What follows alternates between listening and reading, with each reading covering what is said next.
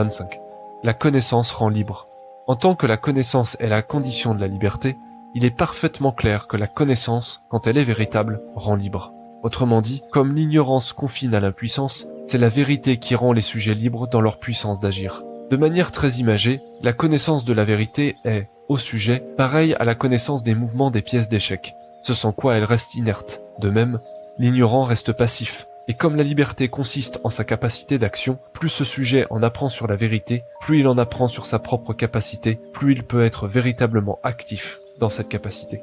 Dit encore autrement, en tant que la liberté d'un sujet consiste dans l'ensemble de ses possibles, plus ces possibles sont connus, plus la liberté d'un sujet est grande. La raison en est que son action ne sera plus le produit d'une nécessité qui s'impose à lui, mais bien de sa volonté qui se détermine au mieux dans ces différents possibles. De cela, il suit qu'aucune connaissance vraie ne peut être appelée inutile, car toute connaissance, quand elle est vraie, est utile.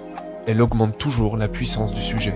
De plus, en tant que la connaissance de la vérité est la condition de la liberté, le sujet connaissant ne laisse aucune place au hasard, mais c'est exactement ce qu'il se produit à chaque instant, et ce qu'il se produira ensuite.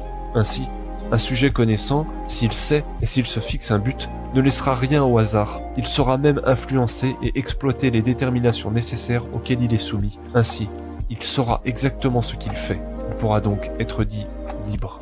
En un mot, un sujet ignorant est toujours esclave, et seul un sujet connaissant peut être dit véritablement libre. C'est pourquoi la vérité affranchit toujours. Elle est ce par quoi un sujet peut être dit libre. Citation. Vous connaîtrez la vérité, et la vérité vous affranchira. Jean 8, 32.